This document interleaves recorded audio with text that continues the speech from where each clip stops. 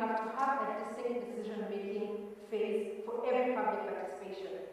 So we say we had gone to that meeting for 1 day. What exactly came out of it?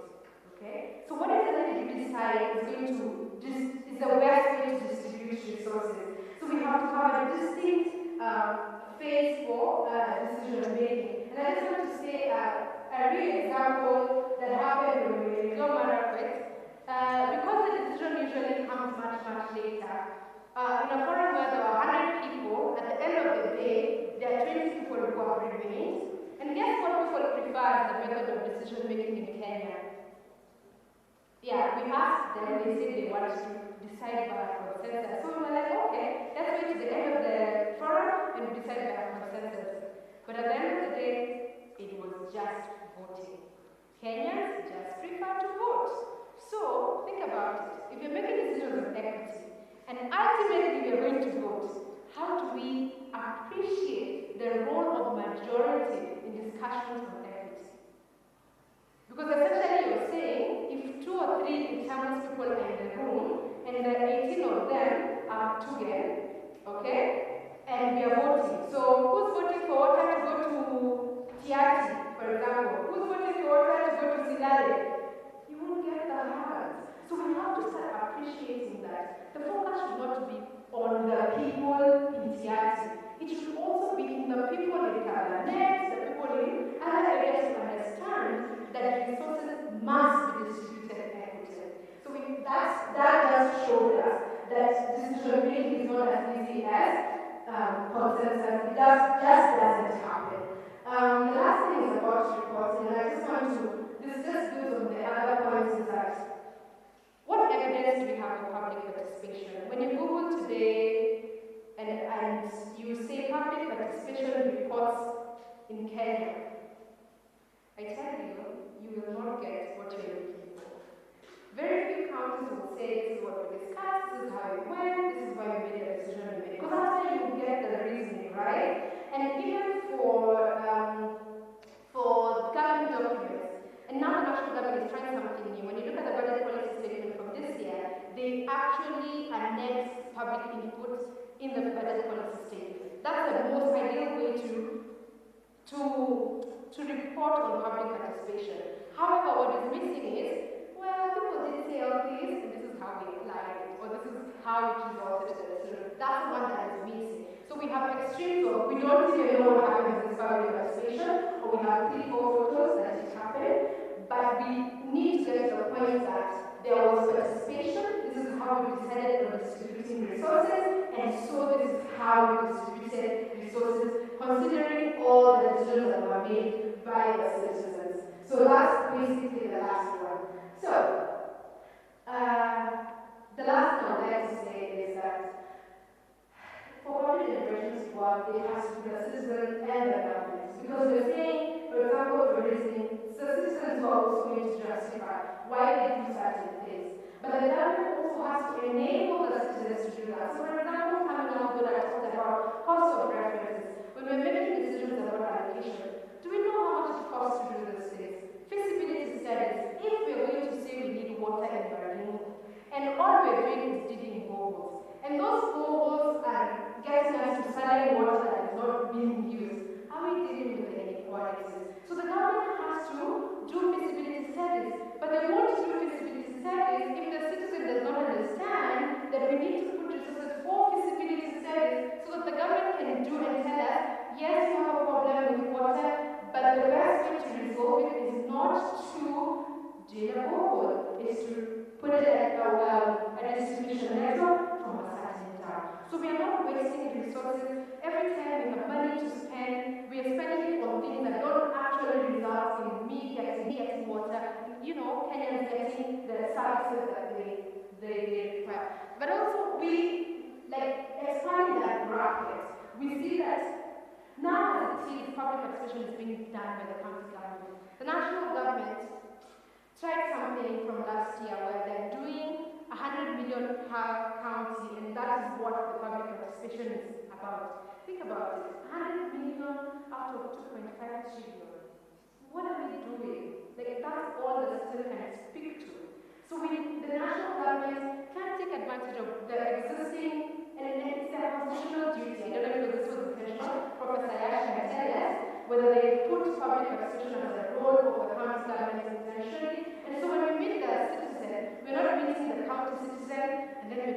national citizen, and then we're going to meet an inter-county citizen. The citizen is just one person, and we could use one platform to get what they think about development.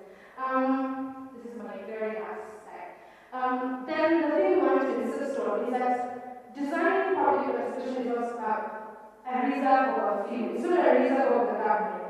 And our public participation acts, the few councils that have already recognized that the citizen can be part of designing how we do public participation to achieve what we want to achieve, and for this forum is equity.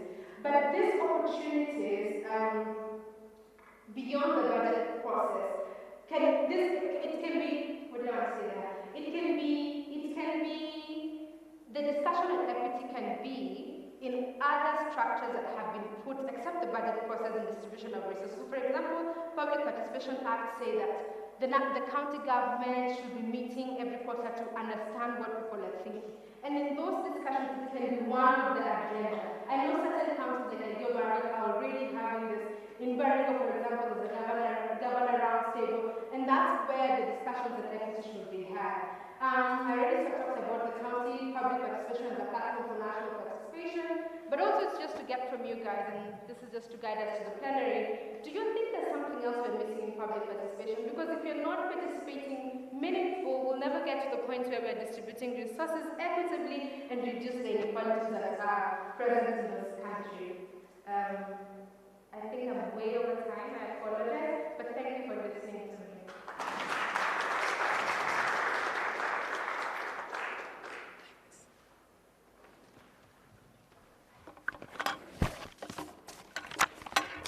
Thank you very much to Commissioner Fozia and to my colleague Mukera. I've worked with Mukera for 5 years, and the one thing I know is if you let Mukera speak, the day will end. So you always have to keep threatening her to stop. So I want to open up the conversation now to the rest of us in the room. We want to try as much as possible to make sure that the conversations this morning are not just people from the podium speaking to you, but also having an interaction around among ourselves, and also keeping a key attention also to any questions that may need clarification. Now, I want to just highlight a couple of things that have come up in bullet point 4 from the two presentations. Number one, the place of evidence in equity conversation cannot be relegated to any conversation that is not very important. Evidence is key, and how often we are constantly thinking of how we are updating that evidence will mean that we get closer to dealing with inequalities at the point where they are. So the place of evidence is very key. Number two, transparency in equity conversations are very important. If we are all as a country are to move in the same direction in terms of understanding what inequalities we are dealing with, in terms of understanding the decisions we need to make so that we can deal with those inequalities, that has to be done in an open space. Budgets have to be transparent. The discussions about what decisions are being made and why they are being made has to be done in a transparent way, and we have to constantly emphasize about that issue. Number three, equity in participation. Public participation is not something new in Kenya, we keep saying this. So what is different after we passed the new constitution and we now have counties? How differently are we doing public participation, and especially in thinking about who is still not in the conversation? That is very key. And as Mukera indicated, even within marginalized groups, there is some level of marginalization that happens inside there. If you say women are marginalized, once you put all women in this room, you realize that also there are factions or there are differences within the team of women that you will have in that room. So we have to constantly think and refine our thinking about who is still not in the conversation about equity. Number three, and this came clearly from Commissioner Fauzia's presentation, is that the discussions around equity are always ongoing. The Commission on Revenue Allocation will do a proposal, they will do a new formula every couple of years. That conversation is always happening. The question is, are we always in that conversation? Civic education came up strongly in Mukera's presentation, learning. We have to help our people understand what we are talking about. Elite capture which is a term that is used often in decentralization, is a real risk even in the villages. There's that one teacher who goes to all HIV conferences, all conferences on ECD and children education. He's the know-it-all anytime the governor is in the village. He's the know-it-all anytime there's a new pastor who has been elected in a... So we have to be careful about those spaces and make sure that the rest of the population is learning so that they can get to the level of that teacher. Otherwise, then you have very few people who generally get to sway the discussions in these places.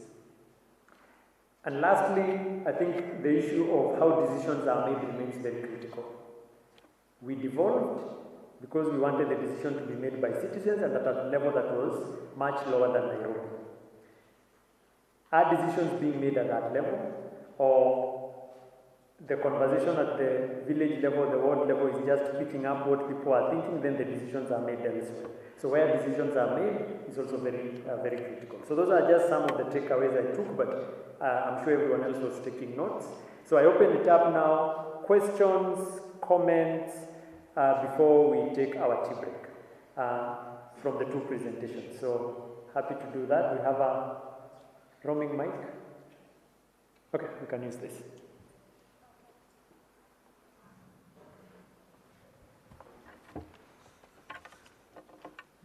Hi, good morning everyone once again. My concern then goes towards the policy in regards to public participation. When you look at the devolution ministry, you are realize they have a principle in regards to the entire process, how it's supposed to be done. Then when you go to the Senate, you find it is tackled with the Honorable General was welcome on public participation. So this confusion within the setup of county government, they also have acts which are related to public participation, which are all contravening each other.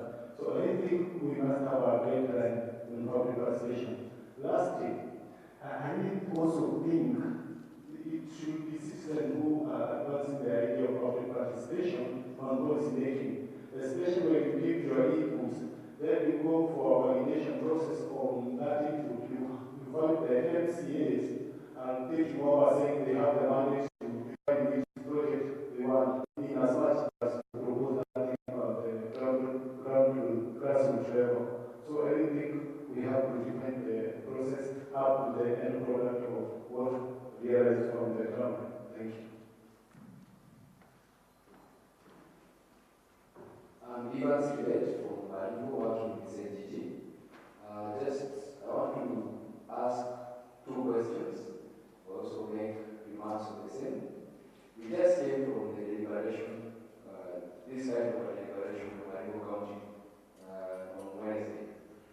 And something that is coming out that concerns me is capacity to understand this concept of equity. Right from the citizenry, even to the leaders who make the ultimate decision. If you were following the discussion because it was online, you notice that there is a lot of confusion between equality and equity, just as the video clip that we just saw tells us. So I feel like if we have a deliberation where we have a citizenry and the facilities of this government who do not understand this concept in depth, then we are headed for a disaster. And that is even visible the way we have shared resources in the recent past. So maybe the actors in the room, something that we might want to really concern ourselves with. And that brings me to the second point. Maybe a solution will be we need to have these policies in place. The policy is a deliberate approach towards equity.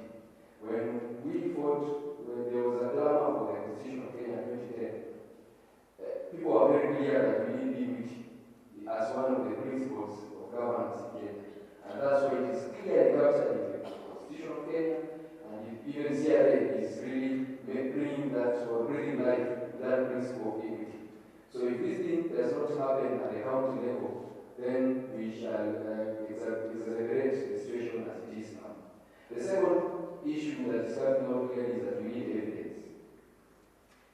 But then, who is supposed to, that is a question I don't know who is supposed to generate this evidence to get to the point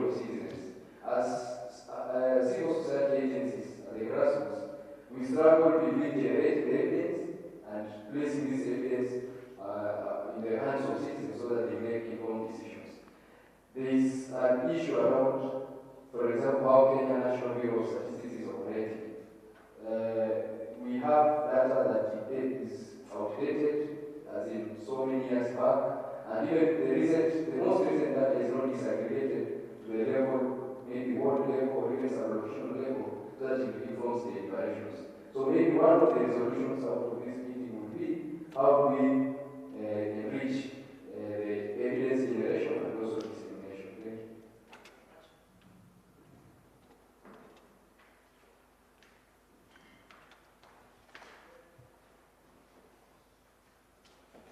you. Thank you. I'm Willie Suba from Lucia, and I appreciate the two presentation already.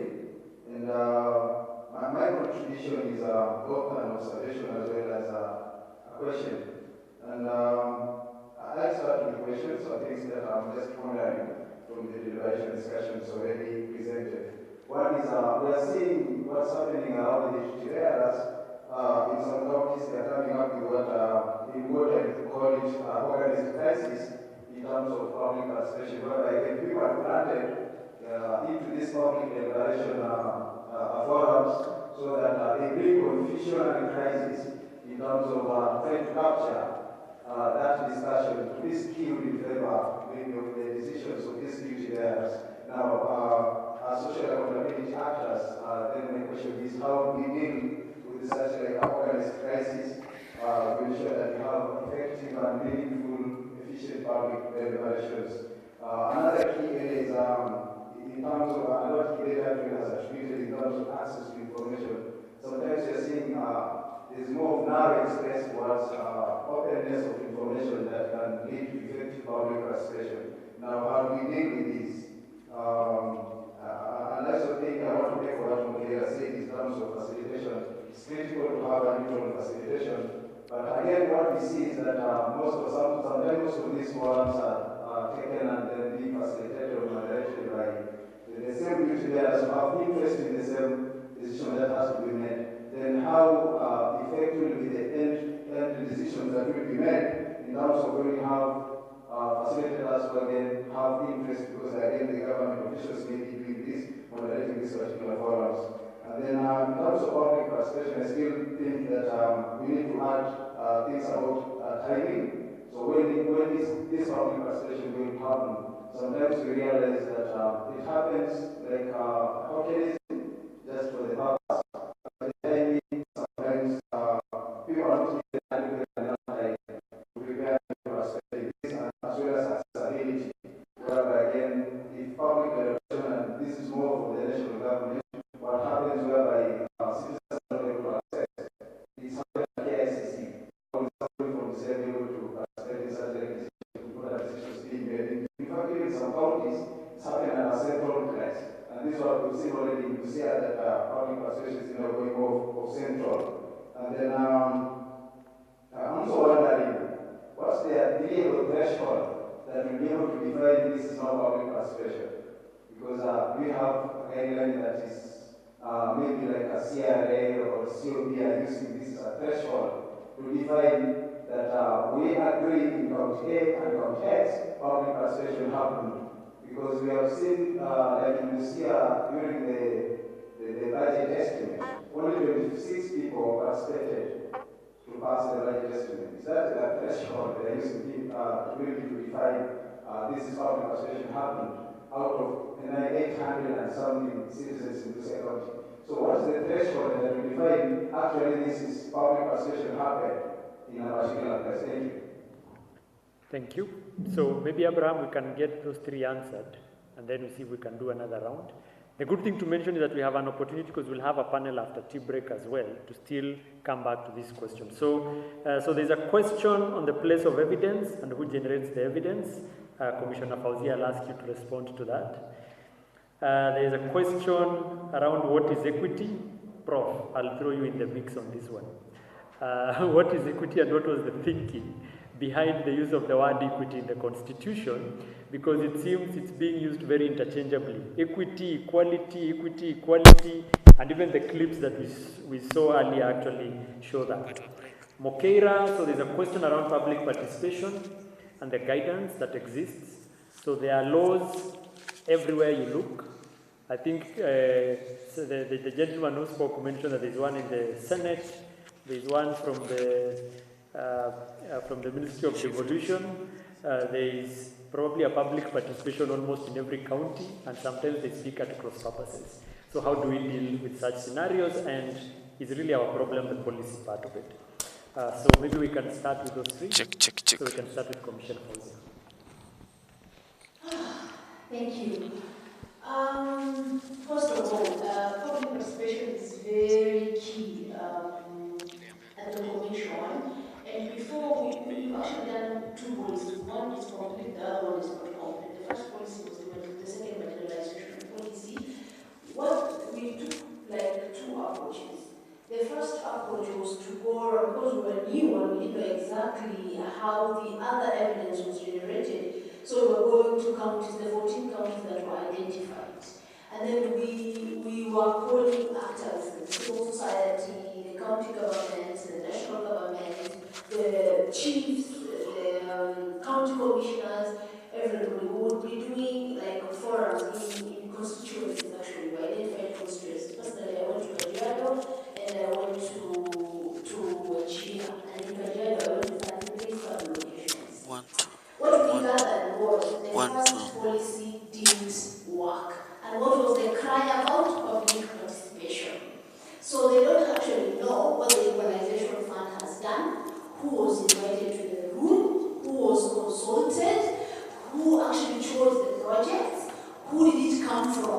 Is it the national government that imposed projects on the locals, or it is the locals? And we were like, but the equalization fund board told us that you identified your project. They said, no, it's not us. We didn't want a bridge. We actually wanted a maternity center.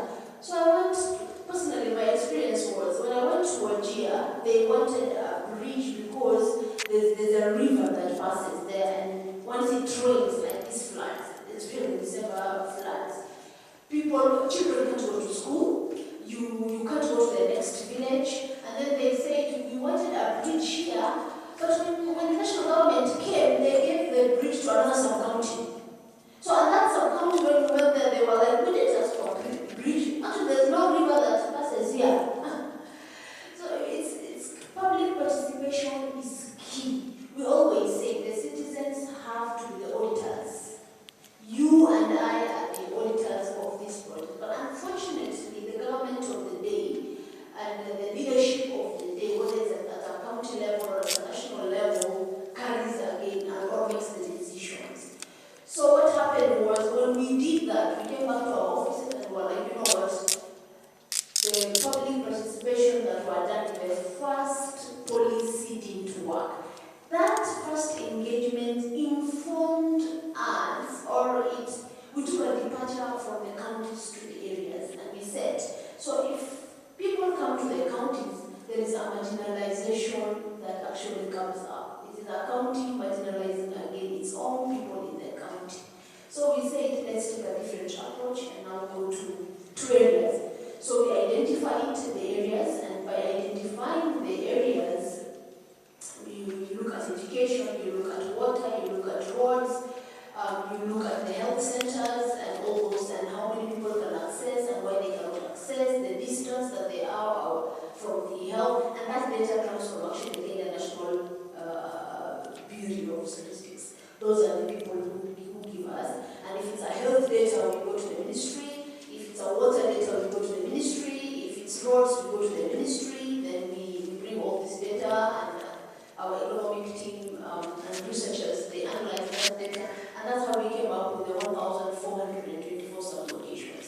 So what we did was, again, we were going to identify how many sub-locations in Kajiado are marginalized. If there are 33, if there are 20, I would not say we were covering all of them, but we would cover like maybe 60, 70, 80% to an extent, like where I went to.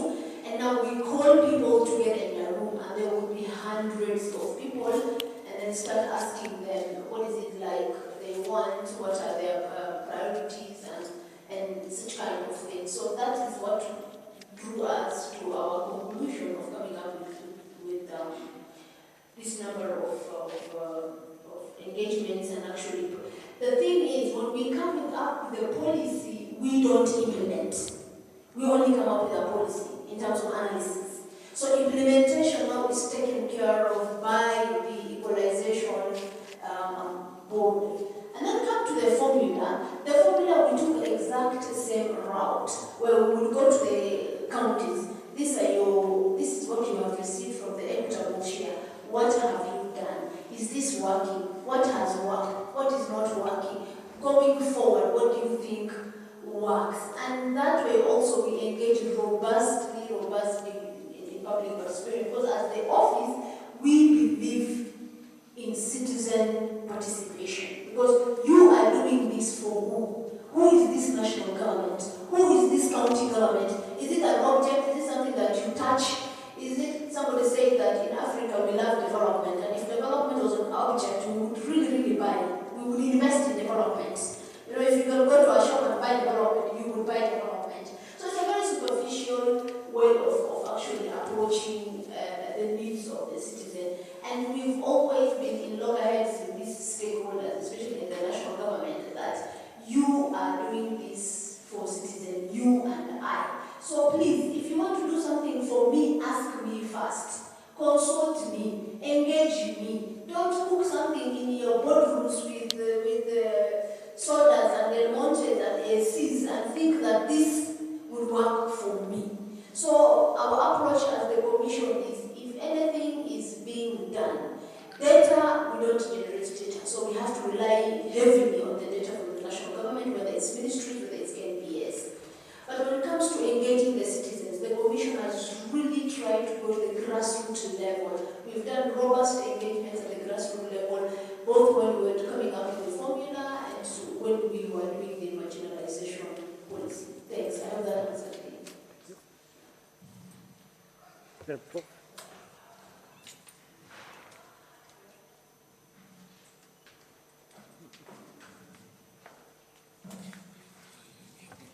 was anticipating that somebody is going to raise the question of equity and equality. It's not really very easy to explain. I remember having a bit of a discussion of this with the legal draftsperson, who was very distinguished, and I have written a very long explanation of the two terms. I won't take time for that. I would say that in a way, equality is often used in a very kind of personal context. Equity on a collective kind of group. I think when we talk of equality, we often think of people. When we talk of equity, we have kind of broader idea. And if you read the Constitution, as I'm sure all of you have read, the word equity occurs 4 times, and equitable earns 14 times. Equitable is used in connection with the use of land, sharing benefits of the environment and other resources, particularly financial, even allocation of airtime, procurement systems, provisions of services, and recruitment into the security services. It uses equity in a way that makes it clear it is not the same as equality, both by talking about gender equality and equity, by listing both equity and equality as national values, and by insisting that the application of the Bill of Rights must promote the values that undertake an open and democratic society based on human dignity, equality, equity, and freedom. I mean, to put it simply, and to give you some of the background why these two words occur often, was our history as Kenya. There were so much discrimination. Historically, with the arrival of the British, their own narrow interests, narrow from our point of view,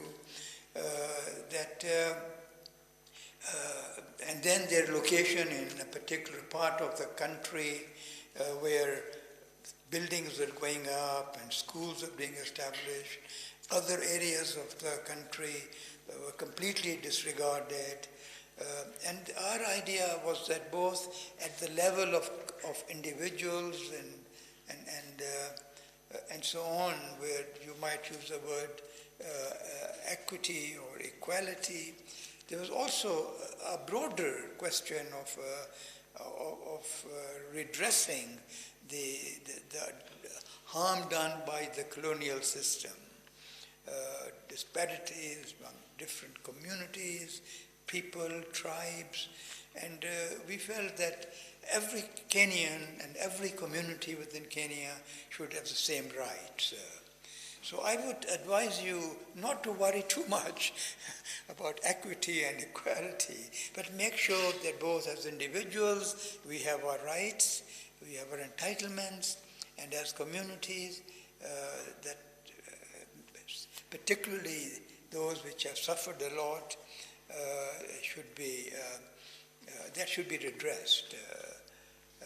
And in a way you could perhaps also try to relate equity, equity to the decision then made to have the country divided for administrative and policy purposes into 47 entities.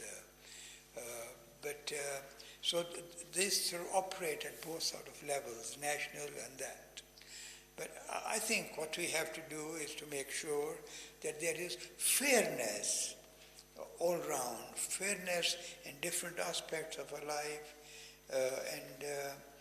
and not worry too much whether it's equity or equality. So I would say for simplistic reasons, equity let us use for individuals, equitability for a broader vision. But there is, you see, no great, I mean, I was reading number of international statements, and they use also the distinction between the two, but I couldn't really get very much information. For example, the International Labour Organization says gender equity means fairness of treatment for women and men according to their respective needs. So it sort of seems more collective. But I found after a fair bit of reading and research that it wasn't very easy to explain. But I hope by now you all have a very broad understanding. Now what about you? You've done so much research. Oh, it's not easy to speak after the professor and then say what I think about equity and equality, but I will try. The way I think about it, which obviously my bias is in how we distribute resources, is that equity is the means, equality is the end.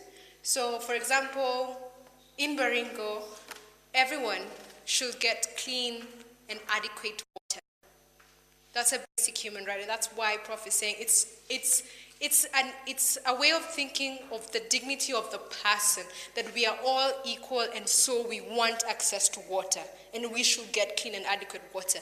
But in order for us to get to that point where everyone has access to clean and adequate water, we have to distribute resources equitably so that the people who don't have water we are spending more resources for them to actually access the water. I don't know if that helps you think about it, that the equity is the means, it's equitable, it's in the processes that he said, like as we distribute, for example, in the tendering process, in the procurement process, that we are thinking, who usually doesn't get this, tenders, and why don't that point where we have equal opportunities? I don't know if that's helpful, but I just wanted to say something about policy, which is, yes, wisdom has just sprung on Prof. Well, for all it's worth, when these questions were raised again and again, so I said I would read through the document again and again, and then I will see in what context they are used, but how frequently they are used. And to my surprise, the Constitution uses equity 4 times and equitable 14 times. So you can work out for yourself the relative importance of the two. Yeah, so good point out. Equitable. Equitable sounds like it's the process of doing things, all right?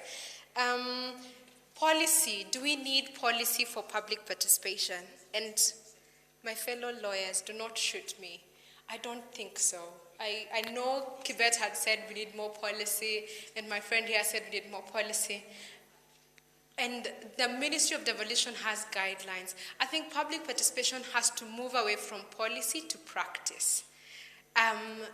We have counties that had public participation acts in 2014. But if you see what they're doing, it does not come close to the acts. I think what we need to do is in the practice, and I just want to give an example on what Willis raised, that one of the important pillars of good public participation, and Kibet also said it, it's capacity building of the citizen. It's about learning. It's about knowing what matters for this decision. And access to information is in the middle of it. And we all know we have an Access to Information Act, okay? It's sitting pretty somewhere at Kenya's law website, okay? But you see, it's not about the act, it's the practice. It's, do we have the social pressure for information?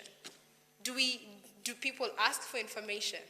Do people need the information for what?